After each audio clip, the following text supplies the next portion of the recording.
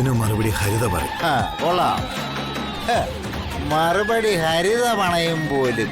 അയ്യടാ, കണ്ടവന്റെ നേരന്ന് കടം വാങ്ങി ഭാര്യയ്ക്ക് ബിരിയാണി വാങ്ങിക്കൊടുത്ത കഥകളൊന്നും എനിക്ക് കേൾക്കണ്ട മോനെ. നീ ജോലി ചെയ്തുണ്ടാക്കിയ കാശിന് വാങ്ങിക്കൊടുത്തിട്ടുണ്ടോ? അത് പറഞ്ഞാ മതി. അതിന് പരാതി പറയേണ്ടത് ഞാനല്ലേ? ഞാൻ അച്ഛനോട് പരാതിയായിട്ട് വന്നിട്ടുണ്ടോ? ഇല്ലല്ലോ. ഏതായാലും അച്ഛൻ മനോജിന് അടിച്ചത് തെറ്റായി പോയി.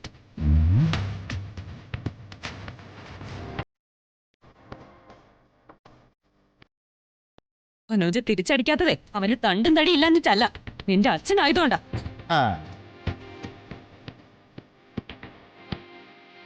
വയസ്സുകാലത്ത് അത് ഓർക്കുന്നത് നല്ലതാ.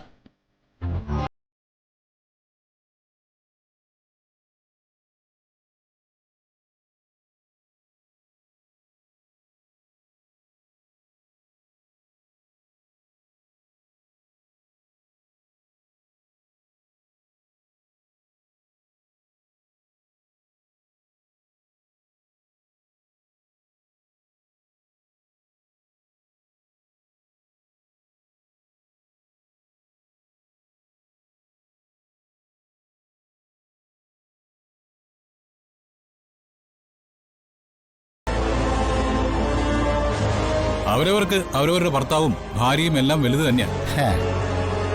അടുത്ത ഭർത്താവ് ഉദ്യോഗസ്ഥൻ. മനോജ് ചെയ്തതിൽ ഒരു തെറ്റും എനിക്ക് കാണാൻ പറ്റുന്നില്ല.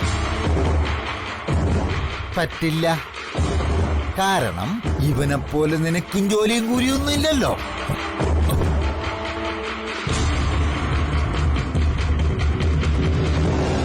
എടാ, സ്വന്തം വീട്ടിൽ നിന്ന് വരെ പ്രമാണം മോഷ്ടിച്ച് വിറ്റവനാണിവൻ.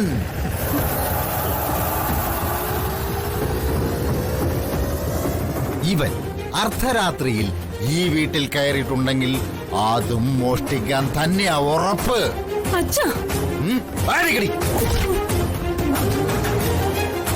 ഇവന്റെ സ്വന്തം കൂടപ്പുറപ്പല്ലേ പ്രകാശ്? അവൻ എന്തിനാ ഇവനെ പട്ടിയെ തല്ലും പോലെ തല്ലിയത്?